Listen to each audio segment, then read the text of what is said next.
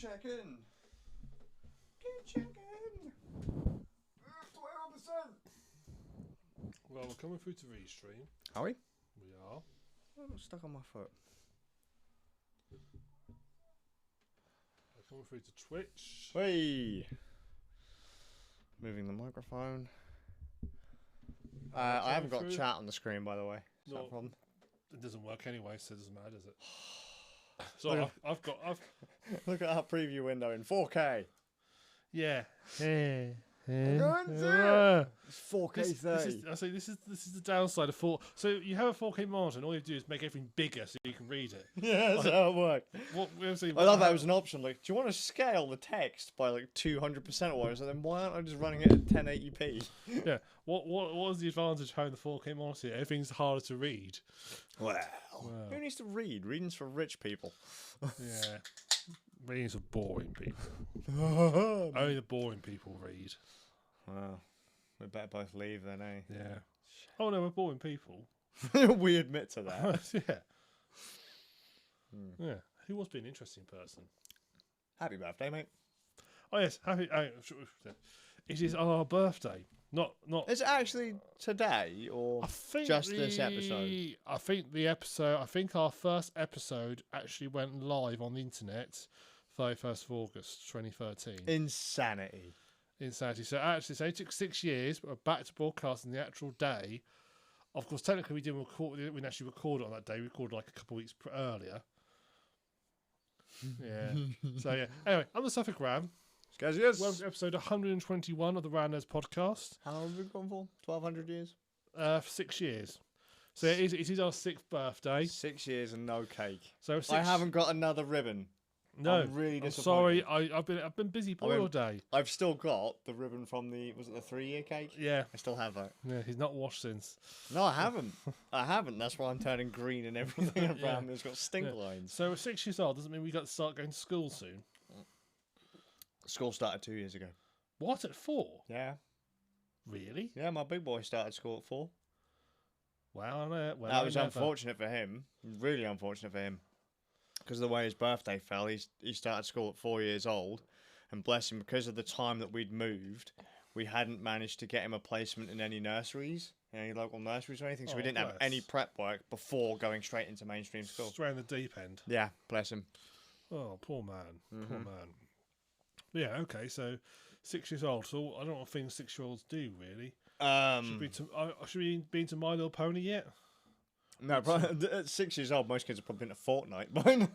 Yeah, we're into Fortnite. We're into the Fortnite podcast. No, don't you dare. Can I throw out there, actually, just speaking of children and getting older and stuff, right? My oldest son has finally surpassed me. Evening, Annie. Hi. Go on. So, my oldest son he's quite addicted to fighting games. Right, he's been playing them now for a few years, and he plays them a damn sight more than I do. I introduced him to him, but he's just playing them and playing them and playing them. And I was surprised the other week because he normally does. He'll continue if he loses a fight in a game, he'll hit the continue button and keep on going.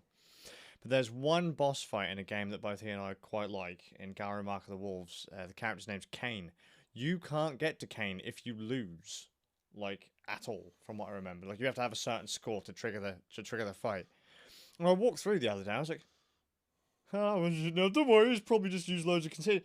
Oh shit, he's on the Kane fight. Oh god. Oh okay.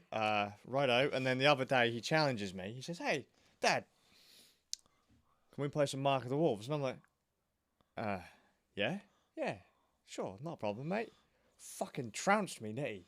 I think we had about 40 matches, roughly 40 matches, and I think I came away with 8 victories. How old is he now? 10. Well, there you go. He's now at the right age, with the actions in the right stage. He can now go be a pro StarCraft player. Yeah. You really should be shipping him off to Korea right now. I Make sure you get the right one. I haven't told him yet, but I did mention it online that he completely destroyed me, and he got acknowledgement from a fighting game tournament commentator. and an American fighting game tournament. I was like, I ain't telling him that because he'll want to go over there next to play. Yeah. Christ. Yeah. Depends though, how good are you at fighting games on a scale of 1 to 10? Well, the thing is, it's not even a case of how good I am. It's the things that he was doing. So, because obviously my dexterity's hit the floor over the years. So once you get past like age 21, you've had it. Yeah, well, pretty much, yeah. But I mean, he was pulling off combos like I was getting juggled through the air into super combos and stuff like that. I was like, I can't do that. I can't do that. He was just, he was doing like a good quarter to half of my health every combo. I was like, I don't know, I can't beat him with this. Look, it's all right, give it another decade, he'll be back down to your level again. That's it. He'll have lost those childhood abilities. I'll be a crippled old man in a wheelchair with an oxygen tank. Get the mark of the rules on now, you little bastard. Fucking kids. I'll show you. I'll show you. This is what happens when you get old, boy. your arms or hands twisted into the layout of the controller. Yeah. All I can do is play Mark on the Rules. Stop banging my head into the buttons. Bloody kids. Oh dear. The kids these days, they're better at gaming and podcasting than we are. Oh yeah. Probably got bigger audiences than we have. Yeah, but to be fair, they've got their schoolmates. If we got all our school, we ain't got any schoolmates. I agree. I was home taught, so I didn't have any schoolmates. And I told all my lot to fuck off when they started asking me questions after we finished. There you go. You see, that's why we have no followers. Yeah. It's amazing. We've got over 70 now. I'm amazed how we've reached. How the hell did we reach 70 people worldwide? We're averaging 12 followers a year. That's pretty good for us. I know. That's one a month. Considering how we don't generally mesh with society, that's pretty good that 70 people on the entire planet have actually managed to put up with our shit. And we don't all know all of them. That's crazy. There are some random peoples in there. We must know at least me, you, Bard, Middlemaster. Yeah, Chalky. Inky must be on there. Maybe Annie. I know Annie. Yeah, Annie. Technically, Annie's a rando. He's a rando. Annie, you're a rando. Congratulations for sticking around all this time. Clinically insane. I do know that. Zaber. Yeah, Zaber. Well, technically, all that lot's family now. Because they've been hanging around me for so long. They must be rocking backwards and forwards. Going, well, they're like the crazy old man me in the future. That's what they're like now. Podcast. Just saying. My farmer friend, who's all I work for, he said to me and says, "You're basically part of the family now. You're part of and the we family. look after our family." You are. It's like, thanks, Dad. Oh god. Yeah. I bought him for a couple of Christmas ago. I bought him a mug that said the Don. Right. The reason being is we were in his room once and he got a phone call, and I just heard him saying, "I don't care what you do, just get it sorted now." You're like, oh.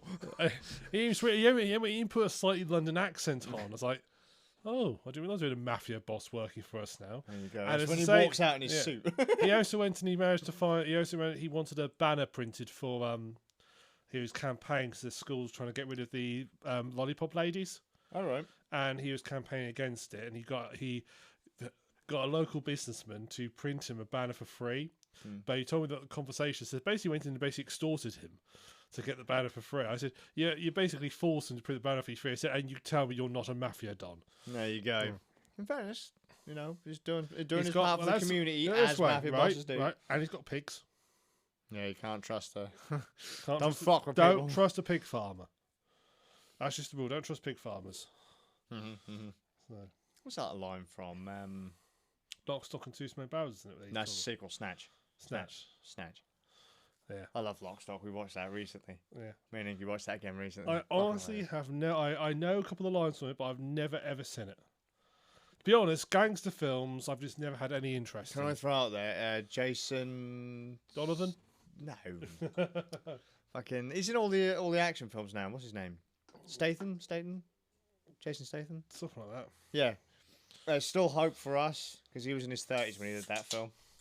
Yeah, but he would have had double who was about 15 years old. He's got mad skills, bald head, It's like, look, what they can do talk. is all these big sort of actors, like all these like superhero stuff, all the ones in the 20s and sort of phrase, they just go down to the local school, look at the kids who are good on the jungle bar things, say, right, you're now a stunt double for Daredevil. Come on. Put some stilts on. There you go, boy. Put some stilts on. Off you go. Now jump off and make sure you don't miss the dumpster. Aim for the bushes. Oh no, we need this next one. Bring the next Daredevil stuntman in. Yeah, you see what he did? Don't do that. Oh, good times. How many more kids in this class? 3. Right, this is right. We've lost 6 so far. That's a fucking small class. Wow. Special needs. Wow. Because they're cheaper. Yeah, It's cheaper, and I mean, you're never going to get insurance on them, so the family can't complain. exactly. So well, that's what you get for having a special child. I mean, they are special to us too. Except right now, they'll be extra special when they complete this stunt. They are part of the special effects. Oh dear. Oh dear. And I'm the one that's been deplatformed. Yeah. That's what we simply don't know. Do you think Round Nerds is not advertiser friendly? It does make me wonder sometimes. Yeah, who wouldn't want Trouble to be is, though, associated with us? We always thought it would be me or Bard. It's actually you. I've not said anything offensive at all. Never. I'm not rude, I'm honest. I just tell you how it is, man. Tell you how it is. Innit? You can tell I've already had a Carlsberg this evening, can't you? Well, at least you ain't got a Stella and you're beating the shit out of some poor random fucker. In fairness, because little people don't know this, but you were sat outside my house. Yes, I For a was. fair while, because I went to go walk my 10 dog. past 8 I got here. And 10 past 8. I took the dog out down the Broads, and there's quite a few pubs down that way, isn't there? Fucking hell, you'd swear the amount of shit coming out of some of those people's mouths. They must have been drinking from about 5. Doesn't take that many drinks to sort That many drunks? Yeah, exactly. What are you talking about, mate? I haven't touched a single drop of that. I've not had a single drink in literally... I've only drunk 3 beers of glasses. I've only had... I am perfectly fine to be operating the combine. Fucking driving down the high street you can't find out. Go away, kids! Oh, there goes that stuff. There's another cyclist gone. Oh, what a shame. Oh, no. You better have that Oh, combine no. insured, because I don't imagine a push bike going through one of those being very good. You'd be surprised some heavy duty ones that it can handle. You tried running over a cyclist? Don't answer No, that. no, I haven't. But it's an experiment I'm willing to give a go. If you are a cyclist or know one, please get them to write to me and we can arrange this. Right, Inky, do not Please. go up to that one. Please ensure you have life insurance on them and we'll share it 50-50. I was going to say, I can't get life insurance, so I couldn't even do that one. Life is pretty miserable right now, but I ain't got life insurance. Yeah. Being deplatformed does some really weird things to you. I was watching I went to a show and they had some stock farm company. They had an old school combine there, and they're literally between the driver. So basically everything between the driver and the header, which is the spinny thing on the front, which basically With pulls some paper. No one's even in that. It's literally just the steering wheel. There's just no guards or whatever. And while he's doing it, he's leaning over and looking to see if it's feeding in well. It's like, you just one slip. And boom, he's straight into that. All he has to do is hit a bump and just... Yeah, one slip and he's in that and he's gone through the header, through the auger, and he's being smashed and crushed and turned to a fine paste at the other end. Cool. Actually, the most common reason people get killed by combines isn't through going through the header. It's at the back they have what they call a straw shredder. Right. So when the straw comes out, it's going to be quite long. So you have these straw shredders that basically shred it up to make it smaller, to make it easier to bale. Yeah. Or depends what type of bale you're doing. But Mm-hmm.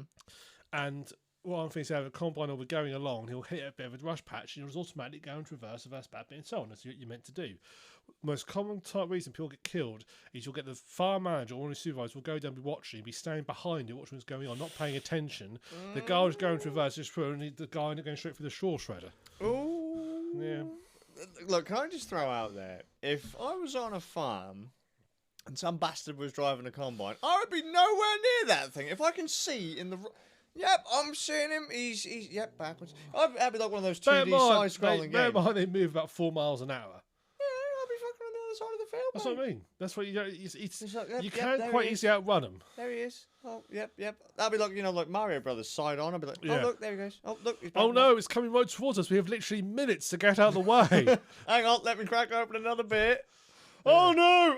Ah! Yeah, it's all right. It's all right. There's no rush. I think there's a brilliant advert. I think it's for life insurance, where it's this couple. They're just laying in a field. And they're having a glass of wine, having a picnic, and they saw lay back and go, life is good. The cow just pans up. And you just see the combine heading towards it. And it just says, I think it says enough. Says 4 unexpected turns in life, and it's life for life insurance.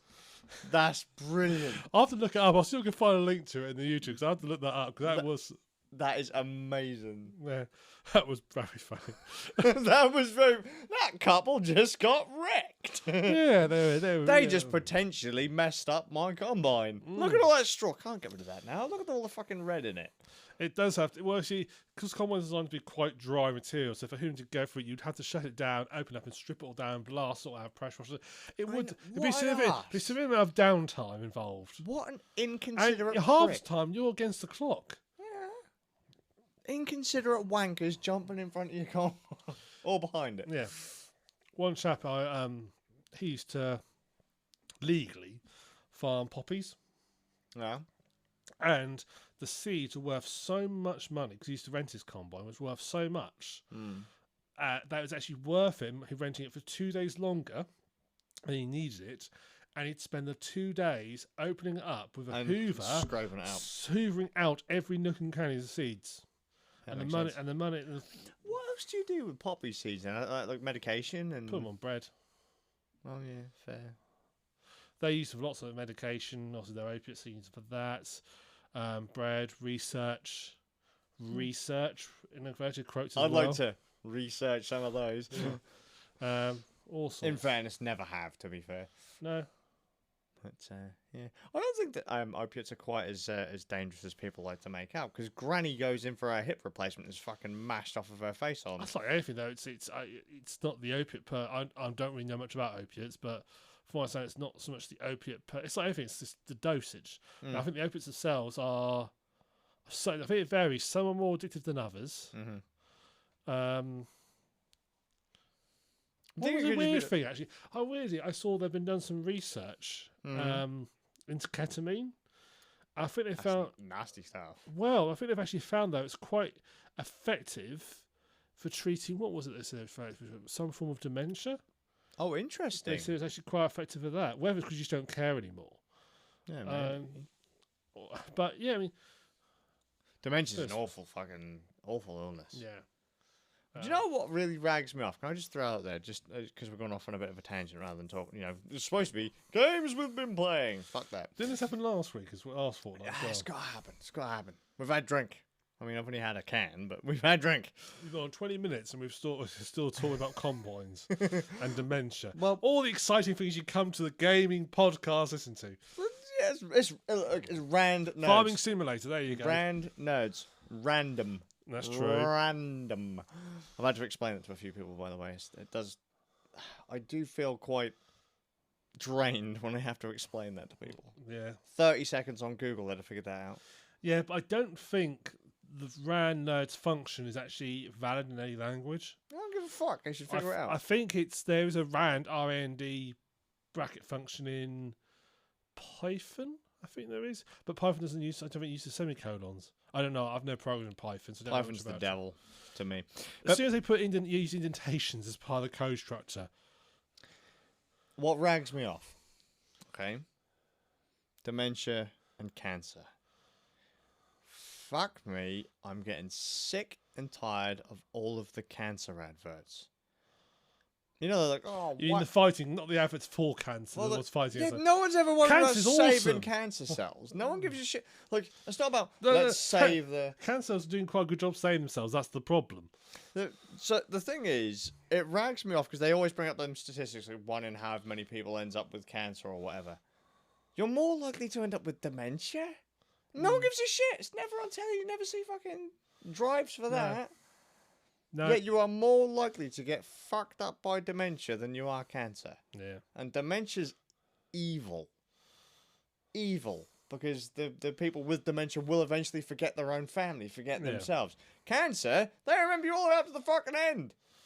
I think I think the people see dementia slightly different to cancer because cancer is a death sentence generally, whereas dementia is seen as just part of getting old. Yeah, but young people end up with dementia as well. They do, I mean, dude, I'm what, 34, and I've already had to have a dementia test.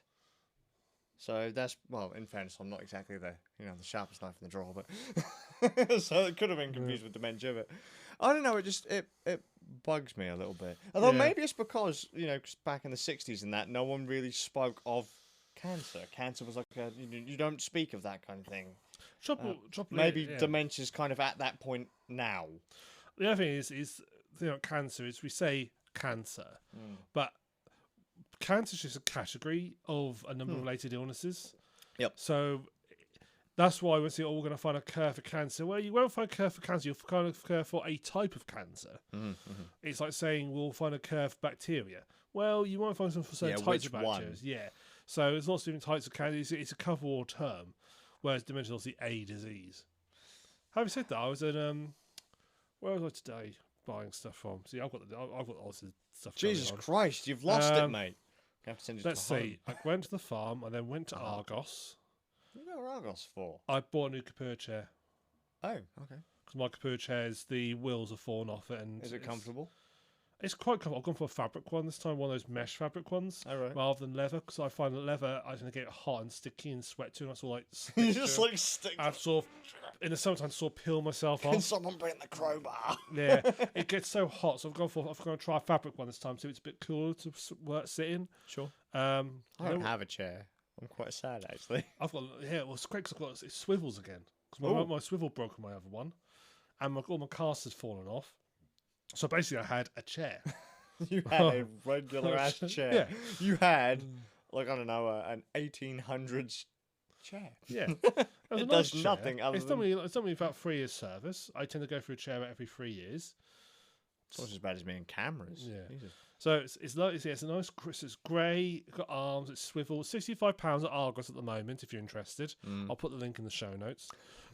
It's not an affiliate link. It's not. Yeah, I don't think I'll do it. Then I went to Lidl, to buy because I want to see how much their Pepsi or Coke was, and turns out they're cheaper than Argos. Asda, so I bought them some from them. What, actual Coke or knockoff? Real stuff. Okay. It was Pepsi, but I don't mind Pepsi. Okay. So Pepsi, Coke, I'm happy with either of those, and it was $1.95 for 6 cans, whereas as they were saying 24 cans for £10. Question: why do you go cans over bottles? Convenience. Oh, okay. Plus, a chilled can always tastes way better than a bottle. Yeah, just convenience. I can sort of also monitor my consumption easier if it's cans. Oh, fair enough. Not, I say monitor it. I don't do anything about it. I've run out. There's only a couple cans left. Went to work to buy a load of M panels. So it was Argos that had the dementia thing in it. Well, there you go. Yeah, had to park at that North King retail park, which I hate because the car park spaces are so small. It's got it used to have Maplin on it. Oh, that's all. Is that the one where they randomly, stupidly put that Costa in the middle of the car park? Yeah. What a dumb fucking thing to do. Oh, I like Costa. Fuck off. I like Costa. They've now they're putting a Starbucks in the middle of Asda. In the car park.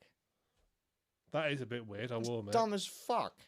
Take your fancy coffees and shove them up your ass. Costa's a British company, so I'm happy to support them. I'm going to piss about that. In fairness, though, I have been drinking a lot of chilled coffee since I've been trying to hold back on the sugar. There's a near where I work, they've now opened up a drive-through Costa. That opens at 5:30 in the morning. So when I go for a nice early show and go. Oh, is that the one down near? Is it Morrison's? Yeah. Oh right, okay. That's awesome now because I've got a Greg's, a Costa, Subway, and a McDonald's, all within like. So what you're saying is that lower stuff has finally gone past the 1800s. Yes. Look. So if I start work at 6, I go to Costa, or even at 7, I go to Costa because it's drive-through and get a nice large coffee that gives me a kickstart for the day. If I start at 8, I want a little bit more filling, so I go to Greg's black. Good. Although last 2 times I've been to Costa, I have to go back and complain. I asked for black coffee, they give me white coffee. Wait, Black coffee. Do you remember that time when we were in Norwich and we asked for black coffee and that lassie said, "Yeah, what do you want? What do you want in it?" Black. Nothing. Nothing. I don't do it anymore. But there was a time when you used to go for McDonald's. Can I have black coffee, please? Yep. Do you want any milk for your coffee? Sorry. No, that's why I asked for black coffee. So, darling, I'm sorry. Just listen to me here, please. Look, I said black coffee. What happens when you put milk in it? Because that shitty fucking... No, that's not coffee, all right?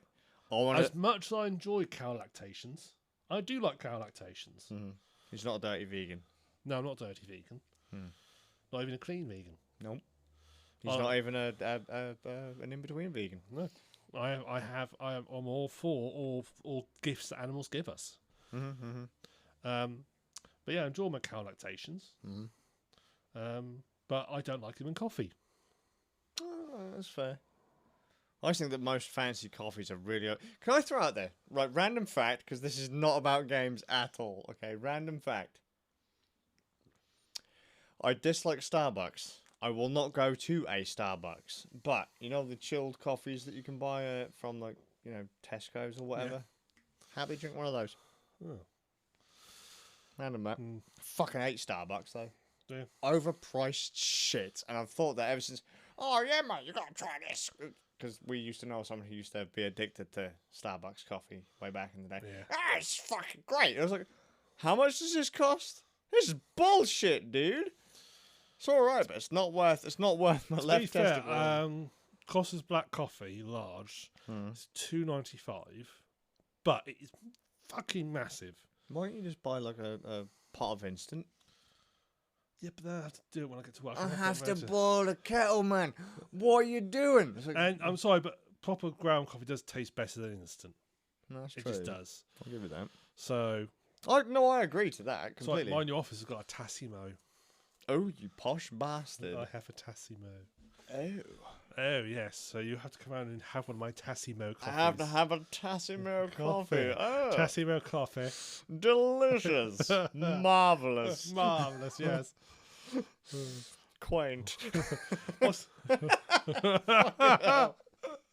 You posh bastard. Yeah. We're gonna say, I'll bring my monocle and my top hat. Yeah. Admittedly, my top hat is made out of tin foil, but I'll still bring my monocle. Shall we move on to game and play? Yes, let's do that. Now, we've only been at it half an hour. It's fine. Really? Yes, it's now nearly 10 o'clock and we haven't even discussed games yet. Derailed! I'm proud of us. We're so good at this. Is why no one watches. I also, and there's we have got some messages because of another one chap. Have you? Hello. How are you? Tom saw the combine harvester. Dick heard the combine harvester.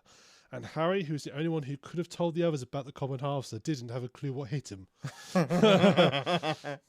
Apparently in Basic there is an R&D-time in Basic, yeah. How does that happen? And when you have to explain coffee, you know in the wrong place. Yes, that is very true. We just dropped resolution for something. We have, and we've gone ultra wide. I don't like it because I look really fat now. Thanks for that, mate. I thought I knew I should have bought some more beer. I didn't buy this beer, but I should have bought some beer. I think podcasts just work so much better when you have alcohol involved. It does, and it is the birthday podcast. It is. Happy birthday. Well, actually, the audio. Do we need that near the microphone so the audio can actually hear it? Yeah, sure. Ready? 3, 2, 1. Yeah. You added that in the right place, won't you? I'll think about it. Have you not got like a stock sound effect for 2 beer? Yeah, just fucking the beer clink. Yeah, it must be some sound library you belong to that's got all those sound effects in it. I haven't anymore because I've been deplatformed. Indeed. It's the 3rd time I've mentioned that in this podcast. Someone will say, actually, it was the 5th time you mentioned it. Fuck off. I've had a stressful week. Piss off. Dear. So games you've been playing? Technically 1, no. Technically 1, no. Well, I've not had much time to play games. No, you have not. You have not had a good week because I've been kicked off of a social network. Well, YouTube isn't really a social network. It is, but a lot of people don't consider it a social. I got booted off YouTube recently.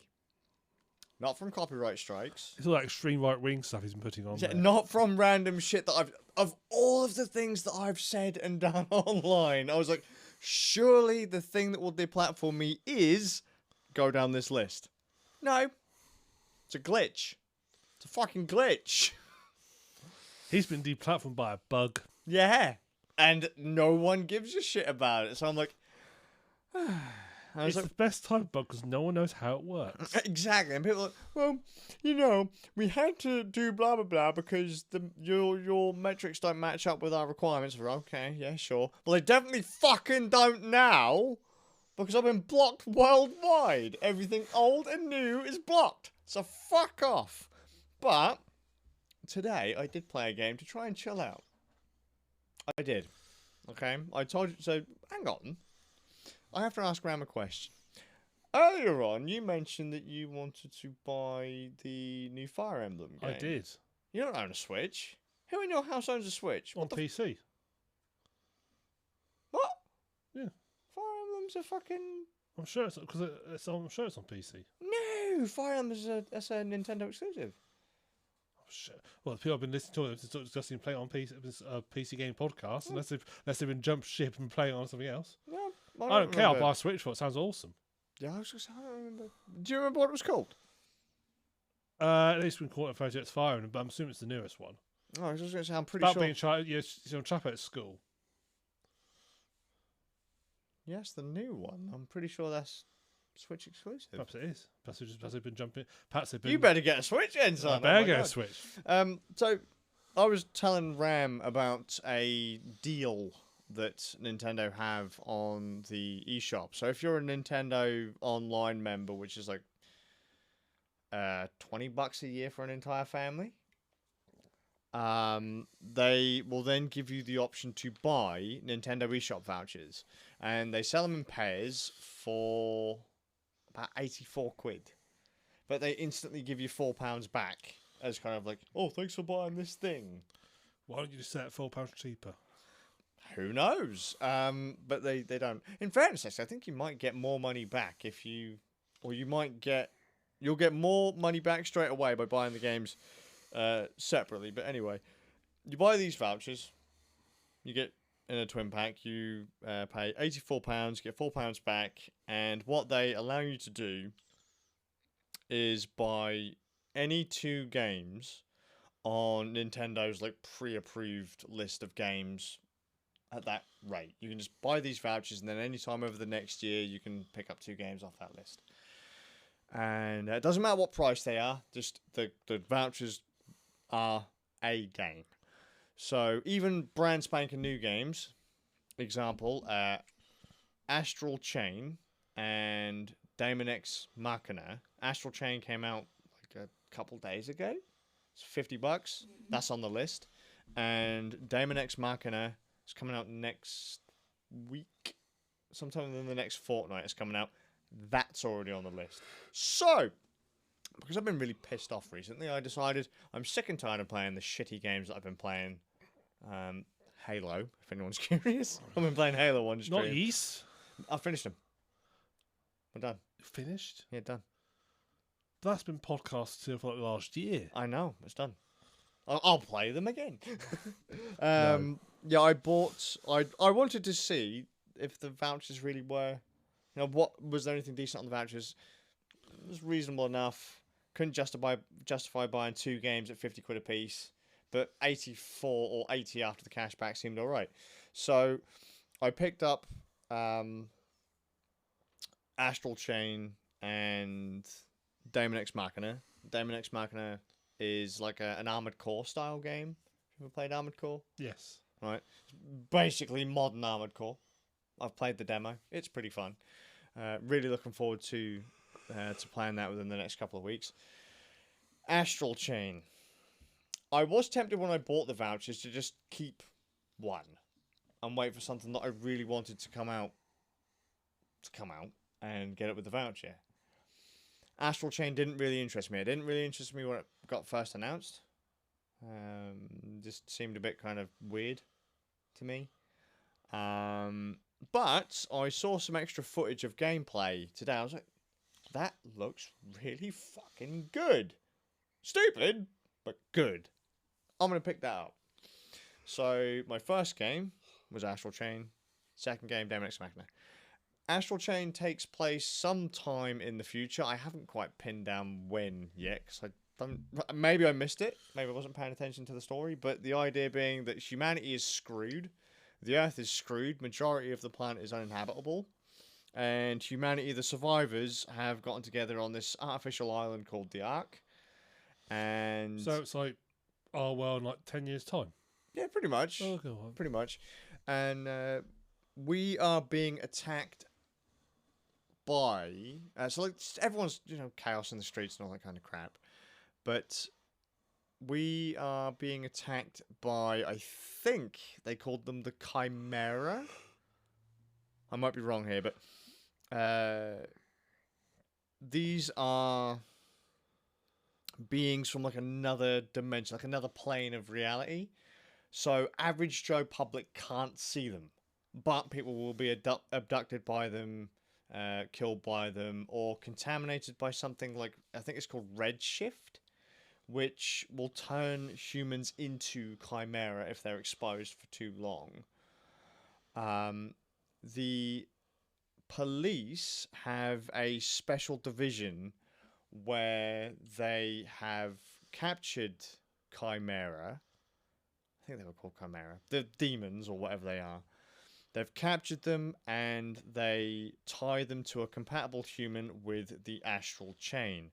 That allows these people to see and fight these other dimensional beings. Presumably that some people can see them naturally, because otherwise how would they call them in the first place? Well, they have like this weird projection, so you'll see like a shimmering as they're moving about. So, have you ever played Metal Gear Solid 2? Yes. Or even Metal Gear Solid 1, where when you see Snake in his full camo? Yeah. That's all glass effect. Yeah. That's what they look like. That's how they first saw them. They just didn't know how to combat them until experiments happened or something. I'm only about 2.5 hours in, so I don't really know how the hell half of this works. But the idea is that you and your twin have been... you joined the police force. You're out on a mission, and all of a sudden, a shite ton of these things attack. And your father and 2 of his colleagues come to save you, who happen to be of like the police's special forces that have these chained up, captured. I think they're called Chimera. I don't know, but the bad guys, the demons, or what we'll call them, demons. That they have some of those under their control. They fight. You survive. Initially. And then it turns out the head of like the police force has already decided he wants the 2 twins to get these things because they've got a high compatibility rate, or a high chance of compatibility with them. So they give... I guess this isn't some sort of voluntary thing. It's like, you're good enough, you are going to be changed. Well, that was basically how it seemed to come about in the story. These are just 2 random coppers that are like, yep, I'm just doing my duty, helping people out. And all of a sudden they're like, yeah, by the way... there's only 3 other people that control these things in existence. You're doing it now. Here you go. Fucking do it or you're dead, because you can't... It's a bit like the gritty reboot of Pokemon. Yeah, basically. And they take them, and it turns out that one of the characters, whoever you choose, the main character, because you can be male or female, is a natural at controlling these things. So when the demony things get, I guess, bonded with a human through the Astral Chain, they become... Oh, fuck, what are they called? Legions? Or something like that. Just good demons. And you control them. They bond with the human connects... Because you're connected with the demon, that's how you control them. Like, what you think is what they do. And... they can only move as long as the chain is. This kind of spiritual chain link thing. So they can't just fuck off somewhere over there and do what the hell ever they want. They can move within a certain distance of you. So it's a radius type effect. Yeah. Is that blocked by things? Like, could they say walk through a wall? Or... No, they don't seem to be able to be. or to be able to walk through walls, or even I can't even seem to jump. But so you can throw them toward into battle, so you can launch them into battle. They will automatically attack. You can also pull them back. Later on, you'll be able to because you can move them independently of your character, which is really awkward. I was gonna say it sounds fun, but I'll get to that in a second. You can move the thing on the chain to like say a platform that you can't get to, so like just walk because it can kind of float, so you can walk it across like this chasm or whatever, and as long as it's within range, you can then tell it to pull you over rather than you pulling it back. So that's how you can move across big gaps and stuff. You can tie up enemies to stun them with the chain, so you can move you in one direction, the little geezer in the other direction. As soon as you cross, you lock them in place. There's an option where if an enemy charges, you can move your little guy like to the other side of the charge, because it will telegraph that it's going to charge at you. An enemy's going to charge out. It'll give you a red line.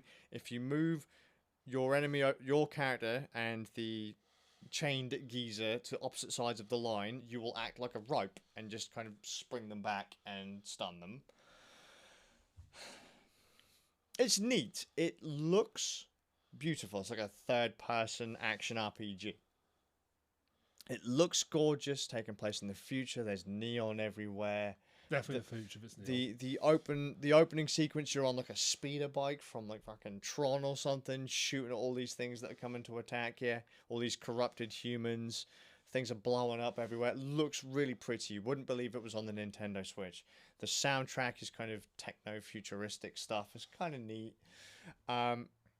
The story's pretty neat. I could not believe this game was on Nintendo Switch. Every time I looked at it, I was like, this looks really pretty. Like, really pretty. It's not like when you play Doom on the Nintendo Switch and you can tell it's, a bit fuzzy here and there. This looked really sodding pretty. The only thing I don't like about it so far is the controls. So it sounds very awkward the way you describe how to control it. So, okay. You have the option of, so as your main character, you can heal up, shoot things, whack things with your little baton thing, or when you get one, use the little demon-y thing. You control it by pressing the left trigger and then using the right stick. Your character is on the left stick. Right stick normally controls camera. Now, this is going to be something that I have to get used to. It's probably just really clunky because I've not... The shoulder blade switch between like camera control and monster control. Yeah. And so... But the trouble is, though, when you start to move the little geezer out towards the edge of the screen, all of a sudden the camera starts going crazy too, so it's kind of awkward. Yeah, it sounds very awkward. And initially, I'm not entirely sure. I will get used to it, I'm sure. Like, you don't have to take as granular control as I'm trying to get of the thing. Like, maybe you just have to press the button and move left or move right to block a charge, or kind of go kind of like half circle with your left stick and your right stick, so that eventually you cross in the middle, if that makes any sense. Yeah. So let's say you're both standing next to each other, you'll break out, and one of you will go left, one of you will go right, and as you cross at the top, as you go half circle, that will kind of ensnare an enemy or something. Maybe that's what I have to do, but the controls just feel really awkward to me. Yeah. Combat feels really awkward. There's a dodge mechanic so that you can do the whole perfect dodge so that time slows down, like bullet time. But fuck me if I can do it reliably, because the guy just kind of steps backwards, or steps to the left, or steps to the right. It's not like a Dark Souls dodge where you get out of the way, or a Monster Hunter dodge where you get out of the way, or just sort of goes, I'm out of the way. It feels really disconnected to me. But again, it looks so pretty. It really does look pretty. I've got no idea what the fuck is going on, but it's really, really fun. You've got a temporary item set, so like healing items and things. You can either buy items from your world hub, which is the police station, or you can kind of pick some up from the maps that you're on, like on the missions. The missions they're temporary items, so you have to give them back at the end of the mission. And the stuff that you buy, you just keep. Yeah. Right, so that's kind of like Monster Hunter, where you get supplies from the mission that you can't keep. So you can't just stock them up if you don't use them. You have to go out and actually buy stuff. There are sub-quests and things that you can do on missions and in hub worlds. I don't really know a whole hell of a lot about it mechanically at this point. Just it's really fucking fun. If you've ever looked at it and gone, I don't really know about that, it might actually be worth a try. If you know someone that's got it, give it a go. Third person action RPG by Platinum Games, the same people who made Bayonetta, and I think they might have actually been the geezers behind Nier. It's pretty fun. Oh, graphically, awesome. It's gorgeous. I would struggle to really explain it much further because I haven't played it long enough. First impressions is really fun.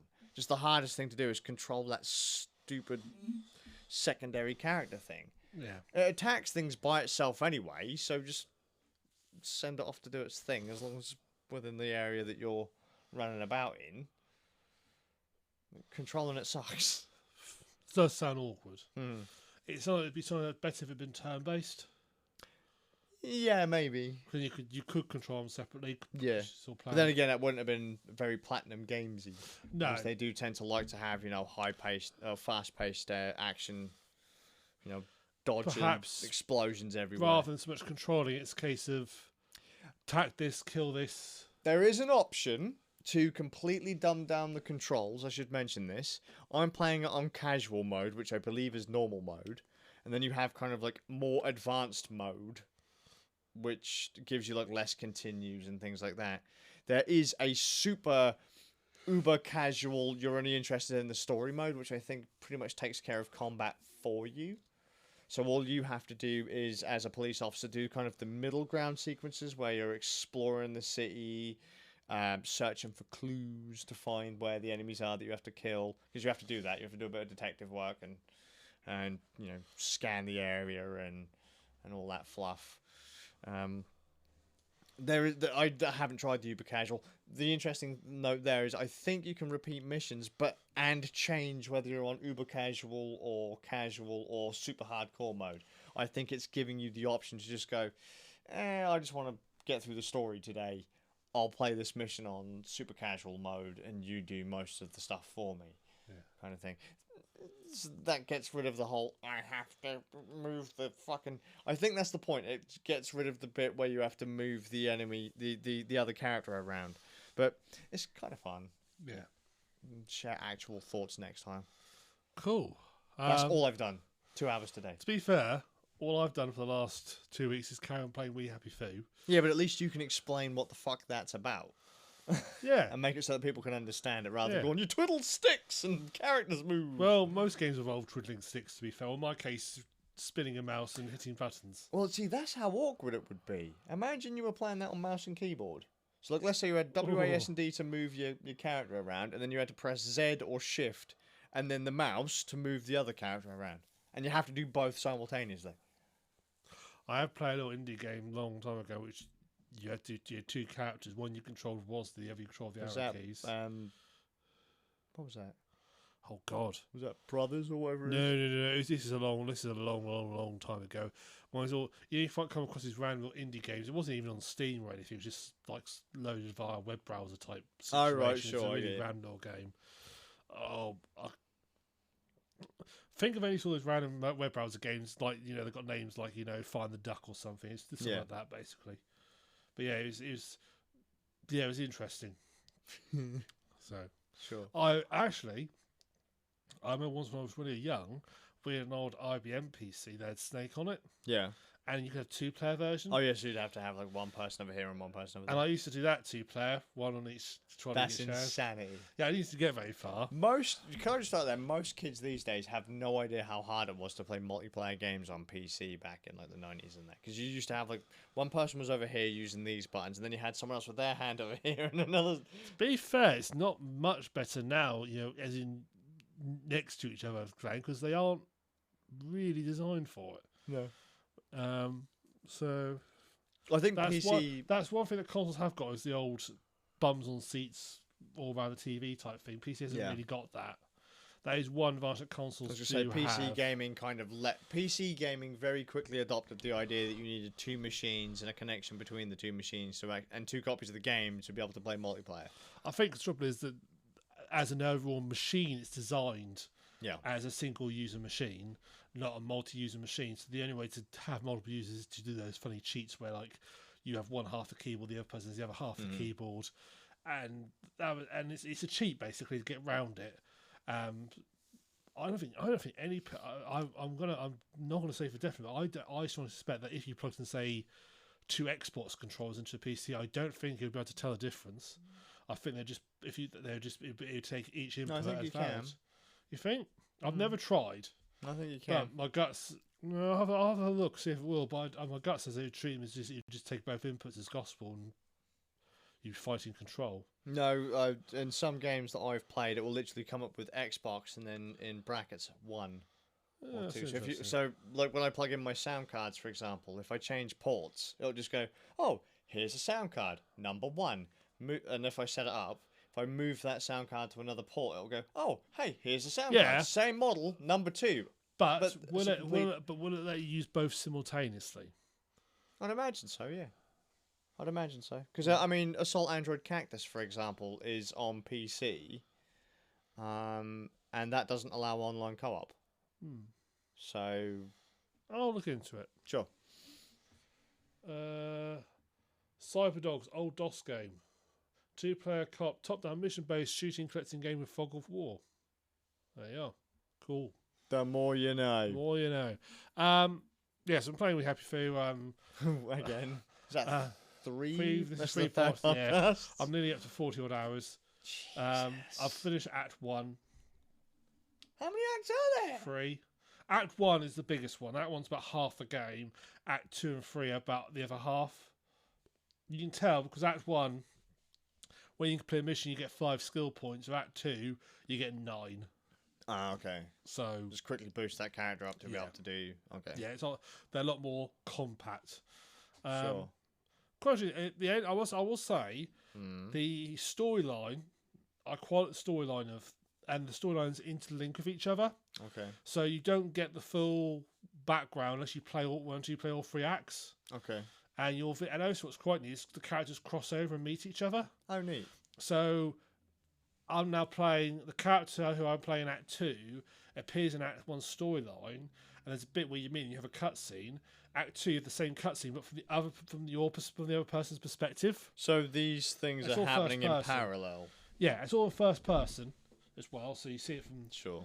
So it's not. You're not actually. So for example, Act 1 and Act 2 are actually happening at the exact same time. Yes. Whereas in most games, people are like, "Oh, I'm playing Act 2 now," which is happening at a different time. It isn't. It's the same. I mean, odds are they won't line up because times that each act gets its own timer for days. Sure. So where you encounter the first, like there's a point between, like say, the first time you meet and the second time you meet. In Act 1, it might have took you 3 or 4 days. Act 2 may take you a couple of days. It's more like the point in the storyline. Yeah, sure. Rather than the actual time frame. But it's neat that you see the same thing from different acts. It's a bit weird because it's procedurally generated, but does it for each act. And I find that a bit weird because I expect it to be everyone's different. So all 3 acts, despite that they link together, have a different layout of the islands and the city, which feels a bit weird. That does feel a bit bizarre. I assume it's going to generate the map for the whole game, and you'd share it between the acts. That would have made more sense. I did like the storyline, and I like the fact that the ending, the sort of the final part of the story, which I was expecting to happen, it sort of did but didn't. It sort of twisted it a bit. I can't give very much of a spoiler, sure. But also how I was expecting the big sort of reveal at the end to be wasn't quite what I was expecting. So you've already technically seen the end by going through Act 1 because obviously the other 2. I've seen one character's end. Sure. Okay. So, but the storylines are very personal. They're more the main character. His goal is to get out of Wellington Wells, which is where the game's set. His goal is to get out because he wants to try and find his brother. That is his motivation. That is his story. Also, that happens to is sort of tertiary. So that's what he wants to do. Oh, okay. So, although those bits all linked together, his act is basically getting out and finding out what happened to his brother. Oh, okay. All these sort of how it all occurred, and you get hints as the game goes on. And I didn't see the sort of the twist at the end. I saw you saw semi guess, but you're not quite right. Sure. That's basically all it was. Okay. Act 2, they've. Without, it's very this is right. This is going to be a spoiler for Act 2. This does spoil part of the first part of the game. So if you don't want any spoilers, turn off for about 2-3 minutes. So Act 2, you have as an extra sort of gamble, you have a baby. Okay. And there are no other children in Wellington, Wales. Okay, there's a reason for that. Okay. So the fact you have a baby is very special, and that baby has got its own set of needs, and you have to make sure you feed it on time, and make sure you change its nappy. And if you get to the point where it's get a dirty nappy, you get a little countdown timer appear on screen, and if that gets to 0, you start experiencing the burdens of guilt, and basically your weight allowance drops down to how much weight you carry. So you basically, and it gets worse and worse and worse and worse and worse. But I think you basically get some milk for the baby. The start of the game, you get some tin milk, but you only get 10 cans, which means you basically got enough for like 10 days. Wow. So I suspect that kid drinks a lot. Yeah, so I suspect that basically you've got like 10 days to do this. I don't know how to do it after 10 days, whether you can buy it. But it was sort of made a big thing. This is like the last sort of canned milk we have because all the cows are gone. I wonder if perhaps it's one of those games where you unfortunately get stuck in a death cycle if, say, for example, like you're on day 9 and you've still got, say, a fair bit to do in the story, but you've only got 1 day left to go and you will just lose. To be fair, I'm on day 3 now, and I reckon I'm about 3/4 of the way, 2/3 to 3/4 of the way through. Ah, okay. So I think you have to be really dragging your heels To cock it up. To get that. I think they've given you plenty. But it's quite an easy game. At no point have I felt particularly challenged by it. Right. I'm not saying it's a bad thing, because sometimes it's nice of a game which is a bit of a breeze to go through. You can enjoy it, but it's not hard. Okay. Apparently, there is actually survival mode, which I haven't talked about. There's a survival mode, which is basically was basically the pre-alpha version, where it was all like you're just surviving. And apparently, that is harder because there's no mission quests in it, so you don't get any skill points. So you just all just trying to survive. But yeah, I am enjoying it. I have saw some of the bugs in the game because people did complain about the bugs, and I have now encountered a couple that are frustrating. One that happens, I won't say, has happened to me a few times in the playthrough, is people teleporting between floors in the building. So they'll go downstairs. So their route says like in a hallway on the top floor. Yeah. They walk down the stairs, and they're meant to walk down the stairs, turn around, and come back up. Okay. But sometimes the game will glitch, and they'll walk down the stairs, and a second later they just magically teleport straight back up top again.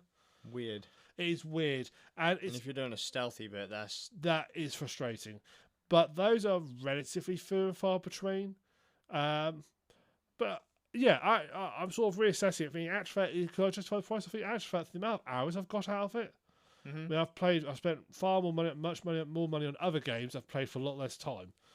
So I'm sort of readjusting myself, and I'll see how long it takes me to finish the last 2 acts. And I feel I'm pushing like 50 hours on it by the time I finish. Neat. Which I think actually, I know I flinched when I said 45 quid, but actually, that's not bad. That's not bad for 50 hours. That's not bad. For the amount of time you've spent, I mean, I'd be curious to see what the average playtime is through the game. I haven't looked. From what I've read, our players are estimating it's 20 hours for the first act, 10 hours for the last 2 acts. I am a bit slow. Sure. But still, though, not bad. But then because as you say, there are bugs. It is kind of a semi-indie studio. Yeah. I still don't know.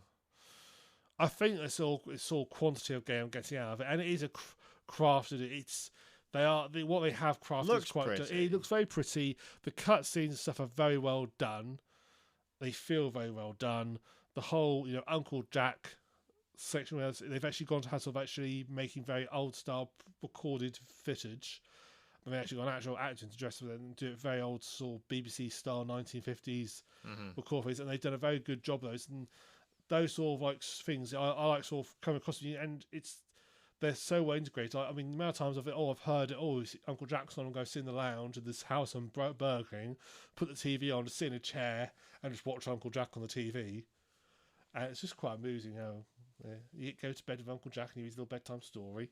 There you go. So the world building's decent. So you think it's reasonable enough to ask for the amount they want. Little things they adjust. So like in the bedtime stories, he does a nursery rhyme, but the bad guy's always a German. Huh. So like in Goldilocks and the Three Bears, Goldilocks is German, and like and the Little Red Riding Hood, the wolf is German as well, and they're all German. All the There you go. it's like, oh, I like that. So, oh, I thought, oh, that's quite neat. Yeah, yeah, and look, it's got some nice little details in it as well. On again, not spoil too much, but some nice little things. So I have to say, actually, I'm enjoying it. Anyway, don't dwell too much on We Happy 3 weeks Food. in. 3 weeks in, you had yeast. Yeah, yeah. Well, at least I've played different East games. I'm playing different acts of the same game. When I say different Easter games, they all start with a shipwreck. Well, a few. Shipwreck, fight a few things, win the end. Save the world. Save the world. There you go. Every Easter game ever. Mm-hmm. I've also this week been playing it's now quite an old game. Actually, very old game nearly now. It's nearly a decade old. I've been playing Red Dead Redemption. That is old. It is 2010. It came out. PS3 and Xbox 360. It is. Long story short, I want to play Red Dead Redemption 2. I got given that for Christmas. But I don't own a PlayStation 4. So a slight issue there. But it's okay. Family's got a PlayStation 4, so I'll steal that. How did you manage to get a copy of Red Dead? I got bought for me. Just randomly. Oh, the original Red Dead Redemption. I mean, like, did you ask for it? Or? I wanted to play it. I've gone on about it, so I would like to. This game sounds awesome. I'll actually steal the PlayStation 4 so you play it. Okay, sure. Because it sounds all. Cause after what everybody talking about it, sounded awesome. I thought I must get. And who knows? I'll take it for the if it'll ever come on PC. And thought, well, perhaps I'll sort of See, I don't think I could have played Red Dead 2 without Red Dead 1. I've got this really annoying thing where, regardless of which one comes first, I have to play the series in order. Yeah, because only Red Dead 2 was a prequel and didn't clash too much. I wasn't too bothered. It was a sequel. I'd be more worried about that. Mm-hmm. When it's a prequel, it's like, well, it's not going to clash too badly. Mm-hmm. But we also got Red Dead Run Mm-hmm. and they said, do you want to play that? I said, yeah, okay. So we got the PlayStation 3. Because for some reason, PlayStation 4 is not backwards compatible, which is stupid. But yeah. If you had an Xbox One, you could have played it. yeah, well, we don't have an Xbox. So There you go. There you go. So I've been playing Red Dead 1, and I've been thoroughly enjoying it. GTA It's a really good. It's GTA on horseback. Who knew? It's a good game. You know, I've gone for my horses so far. I started with Tesco, and then I got my warhorse Sainsbury's, who's beautiful. He's black and he had a white mane and white tail. He's absolutely beautiful with Sainsbury's. Unfortunately, I killed him by jumping over a fence. And he got stuck. I jumped over a fence and I got stuck the other side. I tried to jump back. He just fell down dead. Oops. Okay. Then Overworking your horses, Nick. Yeah. Then we got Morrison's. And I then caught a big white stallion who I've called Rose. Fuck's sake. I'm only like it's all about 6 hours in. I'm starting to run out of supermarkets. I think, well, I've got co-op. That's gonna be a horse that's like looks good on the outside, but actually not much good inside. Happy Shopper. Happy Shopper. I forgot about Happy Shopper. One stop. Summerfield. I thought we'd go for the classics. Yeah. Safeway. Yeah. And then you sort of run out. You see, I might have to have Tesco 2. Then Sainsbury's 2. But yeah, I've got my horse. Marks but and Spencer's. It's neat. I did get a bit thrown and got my bubble burst a little bit because I was playing it.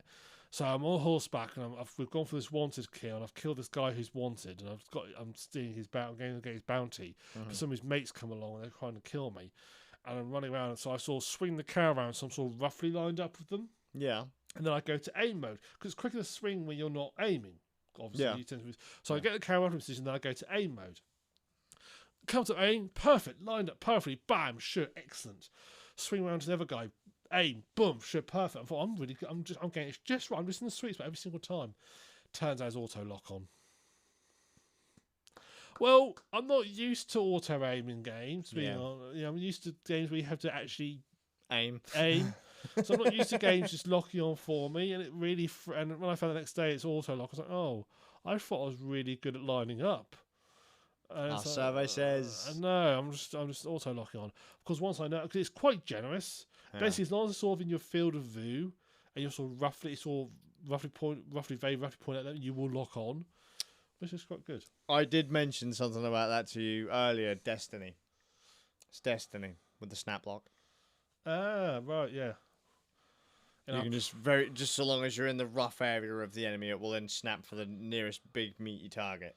If you aim high, it goes for the head. Kind of low middle, it'll go for the torso. So there is a some degree of yeah. If you know, it's better for you if you just aim up a bit. Is that true if you use iron sights? Yeah, because it like literally just you go into sights and it will just go there, and then it will try and track an enemy. Is that the same things like sniper rifles and stuff like that? Depends. I mean, you still have to compensate for recoil and stuff. It's not actually going to help you there, but it will try and help you ever so slightly track. It's not like a huge like I'm going to drag you across. Not like original school Rainbow Six, where like if you're on the enemy appeared on the screen, your cursor go flump straight onto him. There's a guy. What? Pull the trigger. Well, I was going to say when I used to play Time Splitters. So Time Splitters didn't have any. You didn't even have iron sights. All you had was you had an aim mode which put a cursor on the screen. Yeah. Other than that, it was no like cursor. the old golden eye and that as well. And it was but basically it had auto aim on it, which was fun. It's designed to be a really quick face pass at arcade shooters. That worked. It didn't need an aiming. I never used to use the aiming things. It's quicker with auto aim.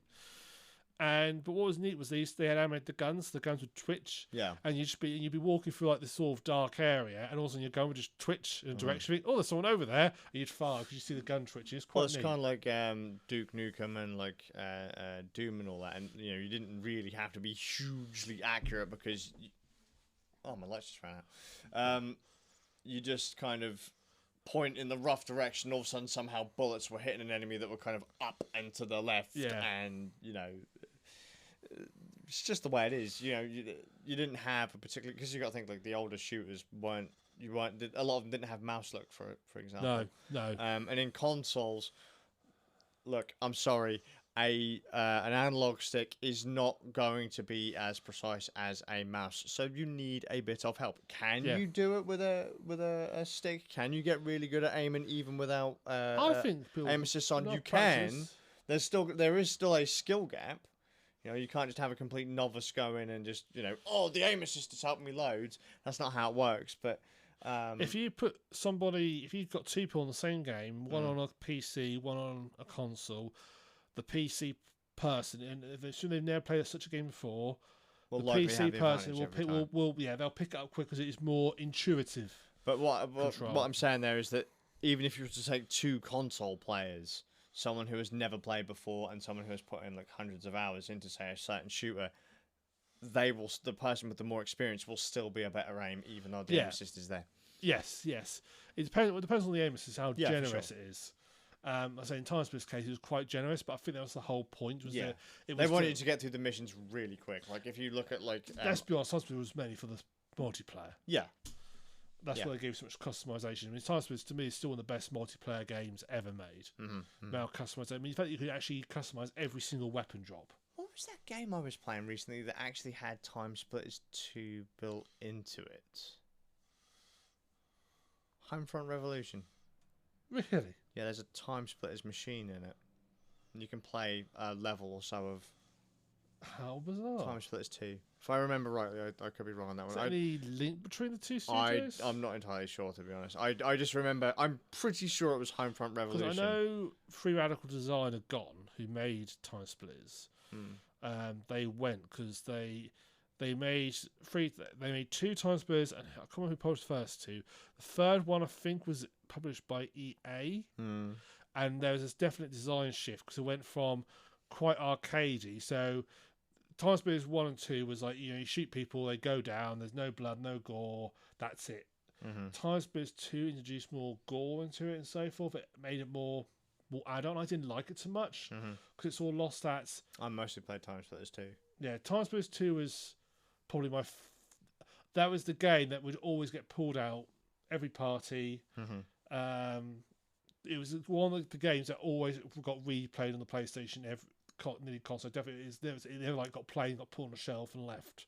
It was always next. It was always at hand. It was always next to the machine where to play. It was because it improved a lot of Time Splitters 1, and it carried over a lot of the levels as well, the multiplayer levels, tweaked them a little bit and so forth. Best way. Yeah. But Time Splitters, I didn't like Time Splitters 3 very much. They lost their way a little bit, and then they made that game Haze, which is playing very poor. I don't remember it. It was there because Time Splitters 1 was PlayStation 2. Time Splitters 2 is PlayStation 2. Yeah. 3 was PlayStation 3. I think Haze was then PS3 one, or was it early PS4? All I know is Haze. The idea, the concept, it was a completely new concept. It was going to be a sort of first-person shooter, but all your soldiers were basically meant to be drugged up. Okay. So they were just drugged up and sent in a fight. They didn't really know who they're fighting. It was like They just were doing it. yeah, and apparently it wasn't. It was apparently not very good, not very well optimized. Mm-hmm. So it wasn't a massive team who worked at Free Radical. It wasn't a big old.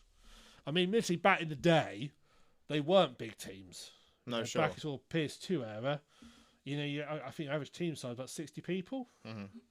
Not like now, Yeah. but yeah, it was I always felt so sorry for us. I don't know. I reckon EA must own Time Splitters franchise now. I'm fitting there. I'm sure they published Time Splitters 3. I have to look it up. But yeah, Red Dead, good fun. I've been herding cattle. You've been herding cattle. Yeah, and what was it? No, you listen to the instructions. I said, I know how to herd cattle. And the game's like, no, you don't. I do. I was herding them absolutely lovely. I said the cattle AI is quite good. It's very realistic. It made me chuckle. Actually, I was playing Halo 2 recently just for random reasons because I'd already beaten Halo 1 on stream. I was like, you know what? I finished all the East games. Fuck it, let's play Halo 2. The game was giving me tutorial hints all the way up until the end. You've got a second gun. Did you know if you press the left trigger? Are these like ones that come up on the screen, or these like on loading screen hints? No. On screen, you can press the left trigger to fire the second gun. I was like, yeah, I know. I'm right on the last mission. You didn't need to tell me that now. I've done that for. You also not press the second trigger for long enough, so the game instantly assumed you didn't know what second you had a second gun. The game is like, clearly you're a thick. Yeah, I'm like, well, thanks guys, but. So I think Time Splitters 3 was published by I'm just looking up Time Splitters 2. Mm-hmm. Eidos.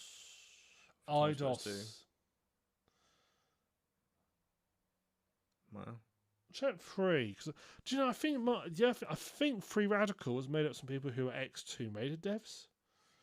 I mean, this is a long time ago. Developed by Free Radical Design, published by Eidos and EA.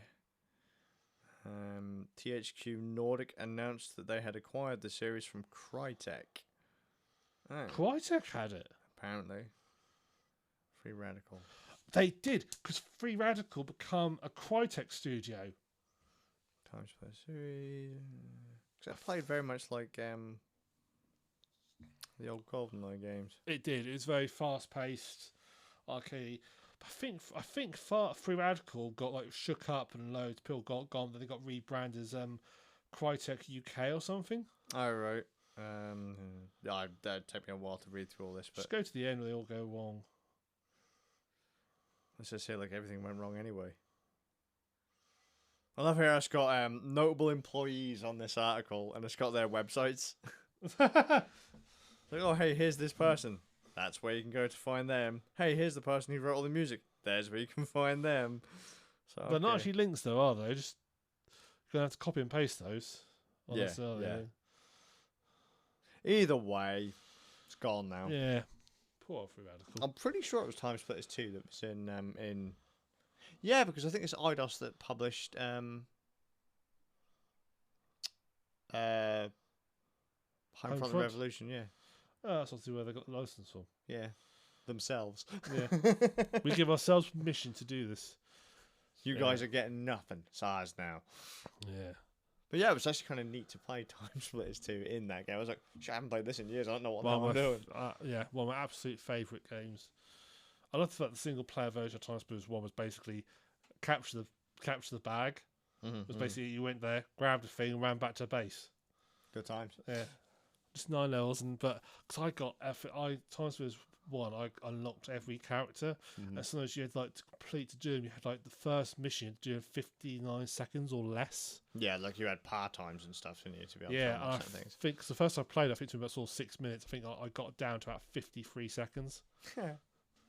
Literally, and that was proper. You literally could not. You just ran for it. Yeah. And hope you didn't get hit too much. And literally, if you see, it was literally you couldn't make. You make one mistake, you just restarted. I used to do the same thing with Halo 2. Like by the time I got through the Halo 2 playthrough, I was so fucking tired of just standing there shooting at bullet sponges. I just ran past them. Yeah.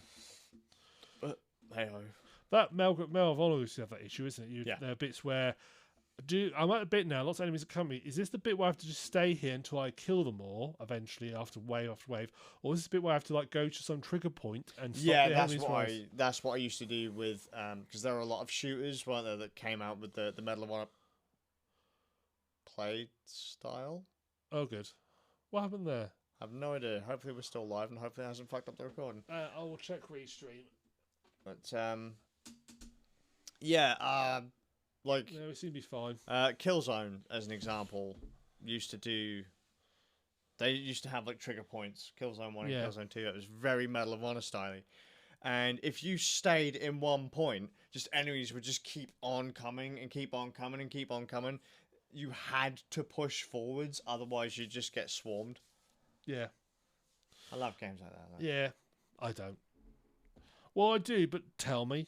Don't let me guess. No, see, I'd rather.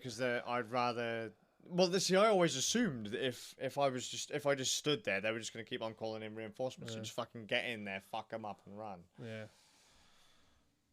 But yeah. Anyway, fun games. Yeah, fun games. But yeah, Red Dead's fun. Cool. I've never really played Red Dead Redemption. I've got Red Dead Redemption, but I've never really played it. A couple of my friends are like, it's the bestest game ever, so good. But I've played Red Dead Revolver, which was the first of the games, and that was pretty fun. Well, basically, I knew of Red Dead Revolver. I'd heard of Red Dead Revolver. I knew of it.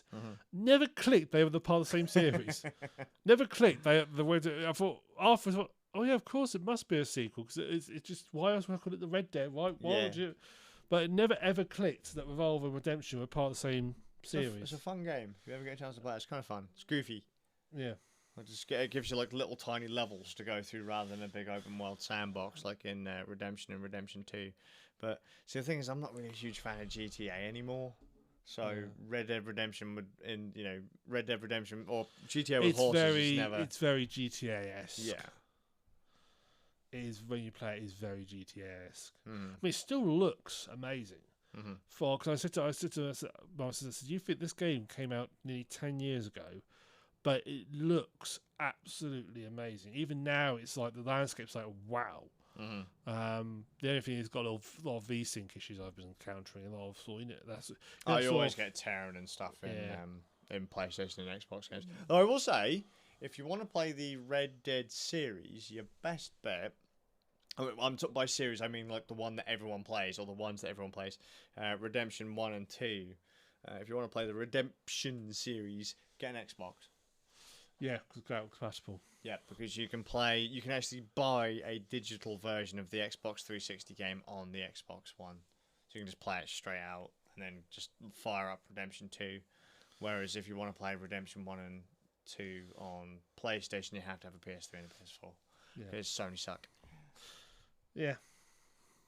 Cool. Briefly on to TV. Oh, we've been watching something. I've been watching a new series on Netflix called Another Life. Right. And I was drawn to it because it's got Katie Sackhoff in it, who played Starbuck in the remake version of Battlestar Galactica. And this is her next big sort of sci-fi role. So I watched it. So the basic sort of premise is this one day, Warner, all quite happy, la la la la la. This strange alien object just appears, shaped like a Morbius strip, that just then lands, and then proceeds to just sit there, and forms this like sort of strange like crystalline structure.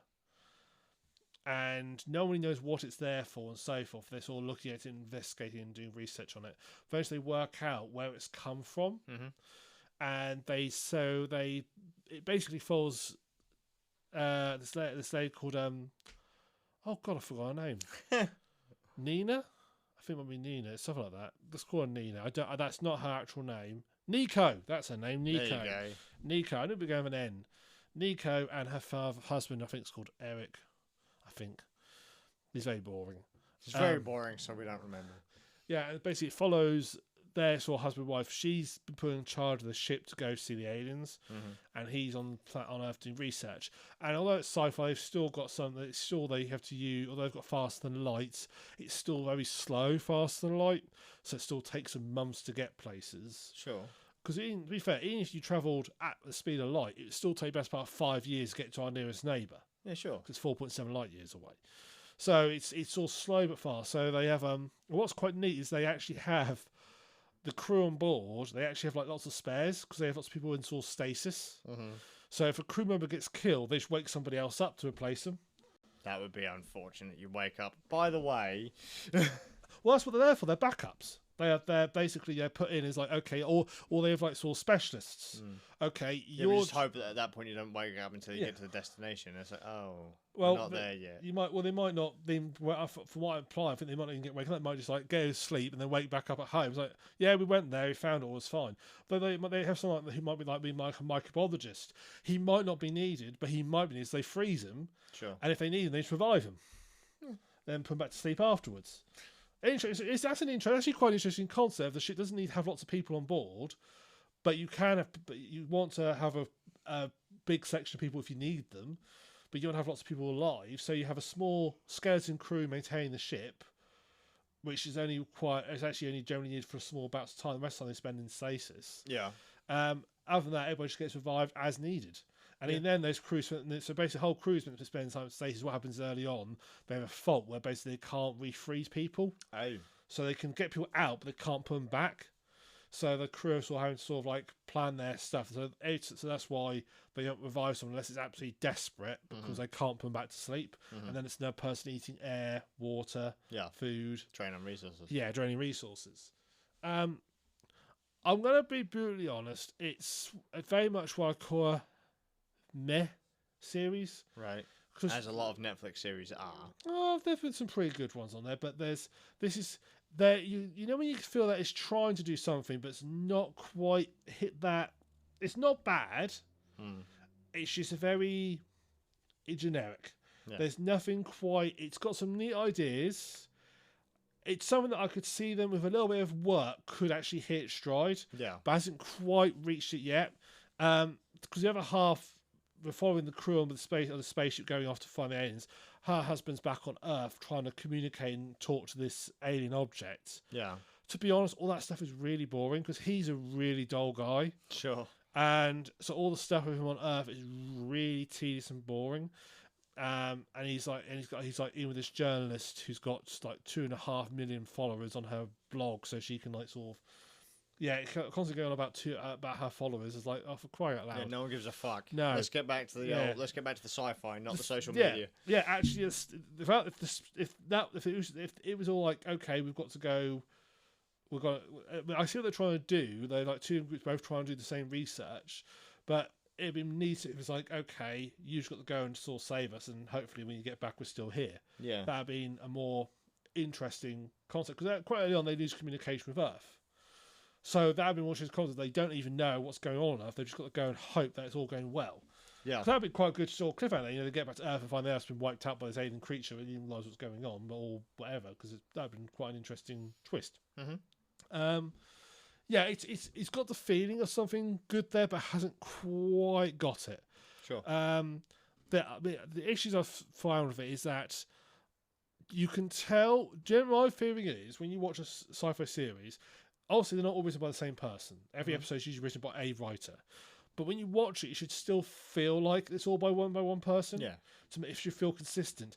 This doesn't. This feels very much... Every writer's so different. It feels a very different... Very disjointed. Yeah. Some of the episodes feel really so different. The way they're written. Some are very light-hearted. Some are very serious. It just feels very random. And just it feels... Sad, really. Sad. Yeah, it's... It feels like a lack of consistency. Whoever and you need consistency in sci-fi. You need it. You do. You need somebody there who's in overall charge of it and overall looking over and going, okay, these characters are acting not quite how they should be.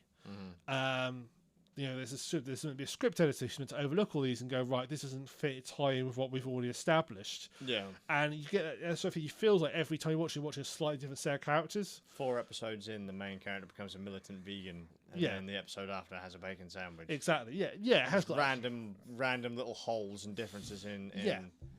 It's be awful for actors though. Well, they all film out of sequence anyway, aren't they? So I'm not sure. So they don't. But it must be all. They have to sort of like, what am I? Am I friendly with this guy at the moment, or do I hate his guts? I can't remember which one I am. Mm-hmm. It's just sort of. Yeah, it just sometimes it feels like a serious sci-fi. Sometimes I feel like watching like your sort of young adults novel. It really bounces around. So it's something I think with a bit of I'm sure it's gonna have it. Probably is going to have a second series.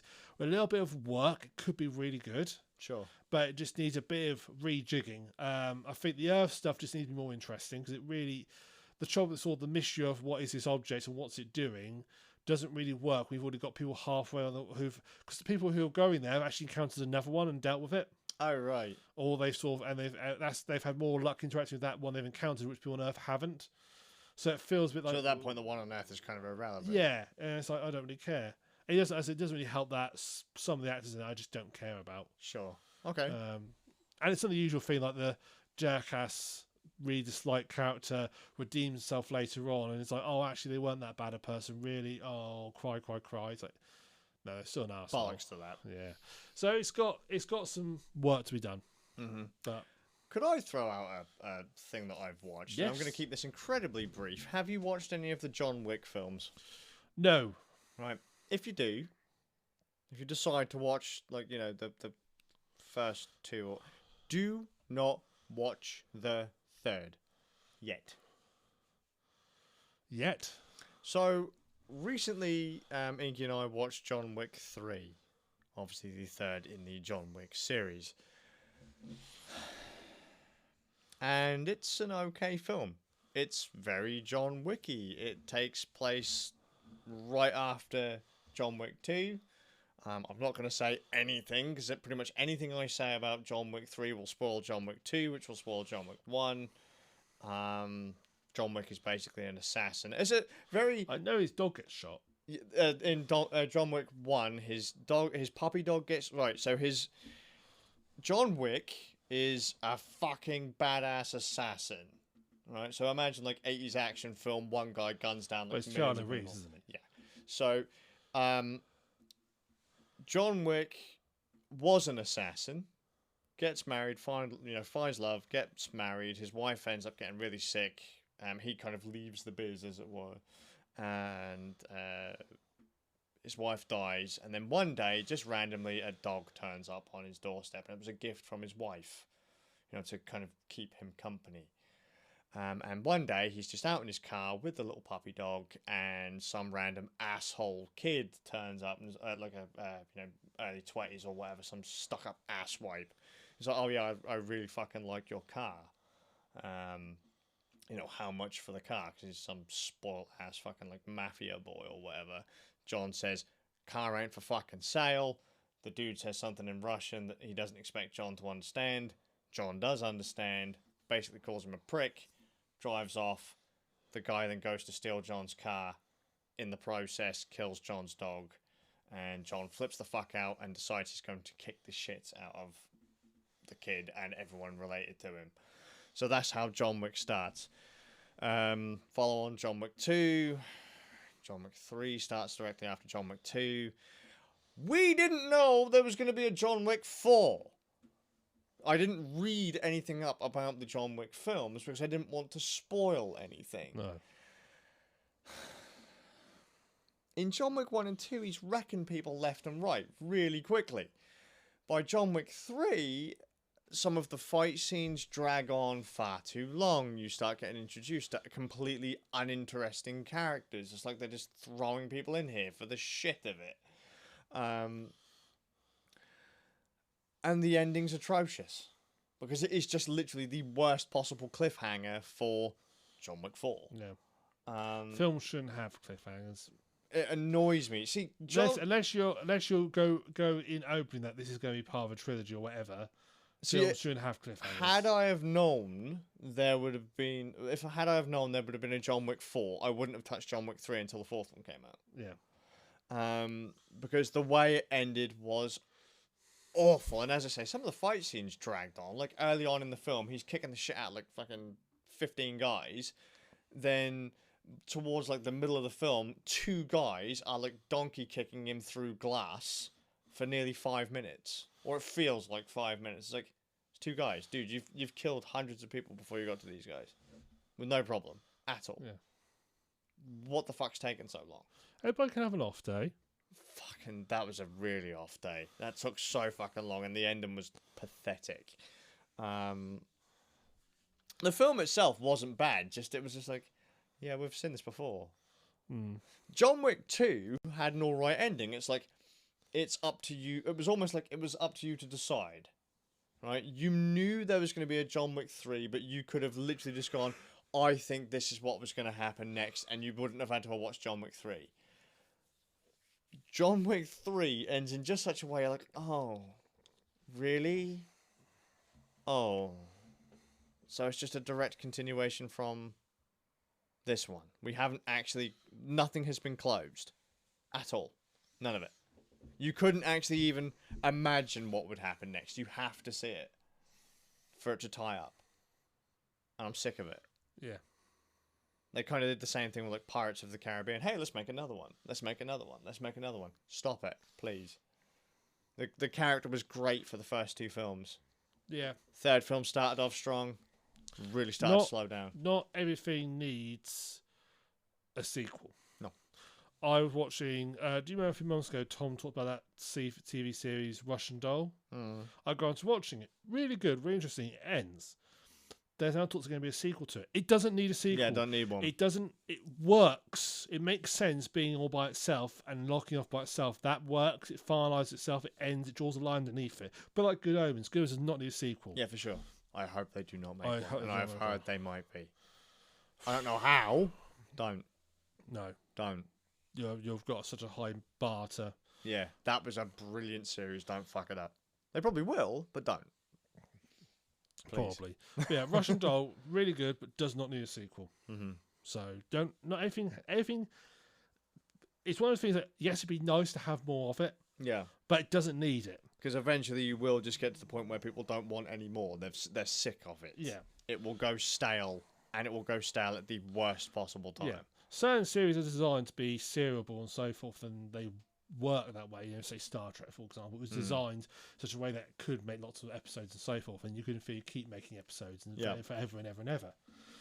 But certain series have a beginning, a middle, and an end, and the end draws a line. Yeah. At that point, you walk away. You go, you got it, you enjoy it. Yes, it's really good. I'd love to see more of it. I'd love to see another series of that. Yeah. However, I don't want to have another series of it. Because it makes sense. Let me decide where the character goes. Yeah. Let me decide where the character goes. It's not so much that, it's more that it's been tied up neatly. And you've done a lovely job, you've built this lovely structure, it's come to, and it looks lovely and fine. You're now going to take a sledgehammer to it and add an extension onto it. It makes it going to look awful. That's what John Wick 3 felt like to me. John Wick 2 got attacked. Everything got basically, it wrapped up nicely, and it was like, now shit's going to get real for John. Will he survive? And you're thinking to yourself, will John survive? And then it's up to you. You then go, I think he will. Or, no, I don't think he will. This is the odds are pretty much stacked against him. He's fucked. They didn't need to make John Wick 3. They didn't need to establish the new characters and more plot points and things like that. Just get rid of it. It was literally a case of, shit, this story is too long. This is too complex. We can't fit all the action scenes in. Screw it. Let's have one film, cut it down the middle, and make 2. That's what it felt like to me. There was just... They fucked it up. Yeah. If they'd have made that film an hour longer, they could have probably wrapped it up. But I just think they just kept on adding more shit in, and it didn't... You want to ask the question, was it 2 films because they wrote it and they realised it was too big? Or was it 2 films was like... well, if you can add a few more filler scenes in, we can make it 2 films. We can get more. I think it was probably a combination of the two, to be honest with you, and it didn't need to be. Like I say, if films start as going in, it's going to be a trilogy. Like say, Lord of the Rings is the perfect example. It has, and the trilogy has a beginning, a middle, and an end. I mean, the middle film, which is generally people consider the weakest, is because it's the middle.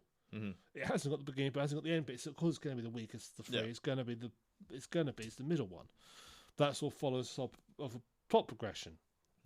So, yeah, it's that's fine because you go into it knowing that. It's when they say you have these stealth sequels where it's like, is it going to be a fair one? Who knows?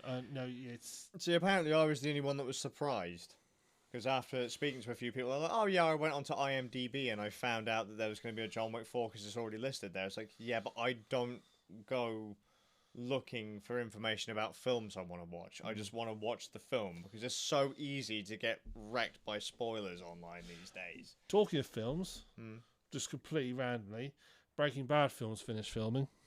Really? Yep. All done, all wrapped. Okay. And it got accidentally listed on Netflix. Oh dear.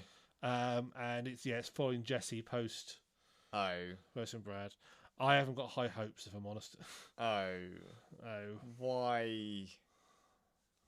Why didn't you just let us decide? That's one of the things we said when we watched Breaking Bad. Let us choose where Jesse goes. You don't have to fucking show us. Well, it's very much left open ended to the stage where you could all make your mind up what he was going to do, and it ended on for Dark series ended on a happy note. Well, not anymore. No. Thanks for ruining it. You haven't seen it yet. As someone pointed out, said there's, technically it's possible Walter's still alive because you see him laying down in the thing dying and so forth, but you then actually see sirens and ambulance turn up. No. You could. It is within. They could. Oh, we've nearly lost him. Quickly get him onto the ambulance. Yeah. They could do that. I don't think they'd be stupid enough to do that. I don't think they'd be stupid enough to do that because if they did, that would be ridiculous, and that would completely destroy the end of the series. I don't think they care at this point because there's money. I would say, Vince, just do something else. You got Better Call Saul. Better Call Saul has worked because it's completely different. Yeah. To Breaking Bad. Is that still going? Yeah, it's now. This film season 4 comes out. Or is it season 5? I think they've got planned out for finishing in season 6, where it's going to finish. Right. And to be fair, they've managed to keep. It's quite good, and it's its very own distinct show. You could watch it and not realise it was actually part of Breaking Bad. Yeah. They very much went the route of let's make it distinct and so forth, but you can tell it's now starting to catch up. I think there's going to be a time skip, right? And there's rumors it might jump to sort of run concurrently with the Breaking Bad timeline because it does it briefly for about a minute in the last season. It does briefly about a minute. It runs concurrently. It enters into the Breaking Bad timeline, right? And also it's got the post Breaking Bad timeline with Gene and so forth. That you see at the start. Well, that's only the start of. You only see at the start of the first episode. Sure. That's telling a little mini story as well. Actually, they've told in a space of like sort of 8 minutes. They've told a mini story about what's going on with Gene. So it's quite clear. It's that's worked well. That's done. But honestly, Vince, it's almost like you've got a one-trick pony. You can only make TV series about drug cartels in Mexico. Yeah. And honestly, the money's there. Yeah. It's not about creativity. It's about the money. I hate to say that about creatives. Yeah. But when they get, when they've got an idea and it sells well. When someone says, "Hey, do you want to go again?" And it's still selling. What was it? Brain Bad that came out in 2005. It's a long ass fucking time ago. Yeah, long. Time ago. Yeah. I mean, yeah, that's my other issue. Is how old's Jesse gonna look? From what I don't actually know if this is true. I think he was actually one of the characters in a Korn music video. The band Korn, I think he's one of the characters in one of their music videos. It really threw me because when you said Korn, I thought all I could feel was the Chaos God from Warhammer. And he had music videos. The guy who played Mike. I didn't realize until recently, he's one of the main bad guys in Beverly Hills Cop 1. Is he? Yeah. Well, Beverly Hills Cop. So just in case anyone didn't know, Beverly Hills Cop is one of my favorite series as a kid. The three kind of films with Eddie Murphy. I was like, shit, I've seen that guy before. So I just randomly went for a Beverly Hills Cop marathon a while back. Yeah. I was like, it's Mike. I know you. And then I was like, cause I was watching it on like Google Play Store or like on Amazon or something that had that thing where it shows actors. X-ray. Like, yeah, whoever's on screen at the time. I was like, oh, shoo, but you've got hair. What the fuck? Well, he turns up. I remember when, because it's something that's weird when you have an actor who you've seen in one type of series, it turns out it's a completely different genre. So Mike turns. So Kate Sackhoff, I've seen her in Sci-Fi, and so she's filing another Sci-Fi series. It was like, oh yeah, Sci-Fi. Mike turns up in The Expanse as like a spaceship commander or second in command. Bizarre. Yeah, in like the first episode, he goes to where's the XO? He's drunk in his cabin. So they go down. There's Mike. Well, I know I can't remember the name of the actual actor is, but there's this Mike there wandering around, drunk as a skunk, talking about flowers. As you do. And he's like, these. Yeah, it's like the XO's had it. he's literally gone to Lally. It's like, oh dear. But it's such a bit part. You know, it's like this is the main character, but he literally appears on screen for about 2 minutes, and instead he's just drunk talking about flowers. As you do. Yeah, it's. But you're just like, what? Why is Mike Ehrmantraut there? It is neat when you kind of see what else they've done and you didn't realise they'd done it. Yeah. Oh, yeah, so they thought, is that so-and-so? I recognise. Oh my god, it's so-and-so. What are they doing? Oh my god. Yeah. You can't do that. You can't pilot a starship. Yeah. Oh, Well, I think Mike would be the most pragmatic starship captain ever. Mm. So the Klingons are hating us. Just shoot them. Yeah, fuck them. No, he'd do something really random and convoluted that would result in the Klingon ship exploding. It's like in Beverly Hills Cop 1, he was basically just Mike. He was just Mike. He was like, yeah, I'm going to fucking shoot you. It was like, Well, you know his character was invented by accident, but out of necessity. all right. So the first time we meet Mike is when he goes to help Jesse clear up. Yeah, after death, because he's the cleaner. Yeah, but he wasn't meant to. He wasn't meant to be that person. Do you know who's meant to be doing that? It was meant to be Sol. Oh, really? So Sol was meant to go to Jesse to his house, and it does sort of fit in basically as their lawyer, and basically say this is what you need to do. You can imagine, if you think about it, you can imagine those lines coming out of his mouth a little bit, Yeah, for streaked sure. a bit. But Bob Odenkirk, I think his name's out to Bob Odenkirk, I think it's pronounced his name. He'd been filming elsewhere and he'd missed his flight. Oh, right. So he very quickly wrote this character and got the guy who plays Mike in to basically play his character. And he's only meant to be a one-off. Yeah. But then they liked him so much on screen. They stuck him in. Yeah. So it's what a bit of a weird thing that he both if Bob Odenkirk hadn't got stuck, we wouldn't have had Mike as the main character. That's neat. That is neat. so Good character. yeah. Oh yeah, very good. One of my favourite characters in the series. Mm-hmm. Mm-hmm. And the reason why I don't watch Series 5.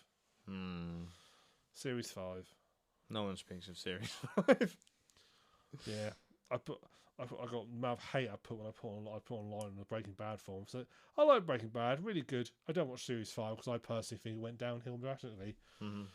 IMDb disagrees with you. I don't give a fuck what IMDb disagrees with me. I don't like it. Yeah, fuck off, casuals. Yeah. Yeah.